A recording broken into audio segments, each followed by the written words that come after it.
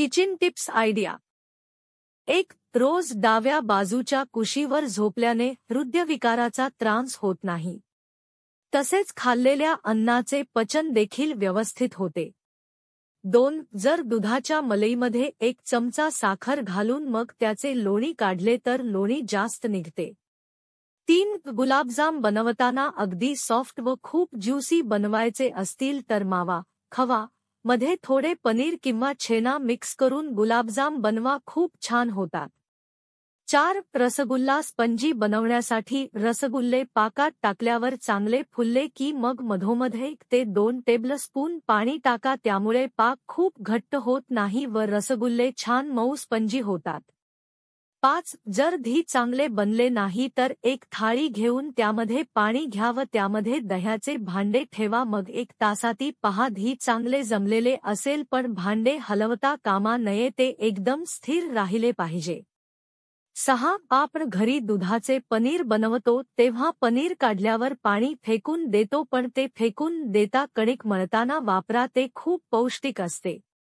7. Baking सोडा वापरून झाला की लगेच तो फ्रीजमध्ये ठेवावा, त्यामुळे पदार्थ छान फुलून येतो. 8. तळणीचे तेल जळून खराब होऊ नये म्हणून तळताना तेलात 2 टूथपिक आणि किंचित मीठ घालावे. 9. गव्हाचे पीठ 15 दिवस चांगले राहते, त्यामुळे 15 दिवस पुरेल एवढे गहू एकदमच दळून आणावेत, म्हणजे सारखा सारखा आपल्याला दळव्याच लागणार नाही.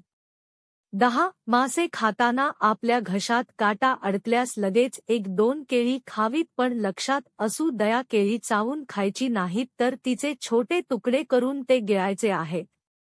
11. किचनमधील एक्झॉस्ट फॅन खूपच तेलकट होतो तर तो सहज साफ होण्यासाठी रॉकेलमध्ये 1 कपडा बुडवून घ्या आणि त्याने फक्त फॅन पसन घ्या, चकाचक होईल.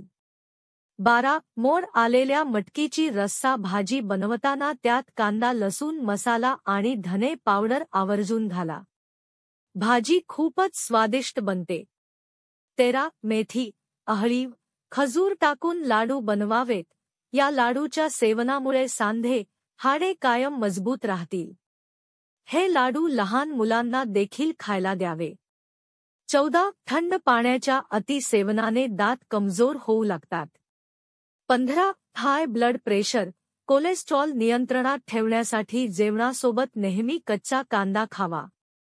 16. आरोग्य चांगले राहावे यासाठी रोज चिमूटभर सैंधव मीठचे सेवन करावे.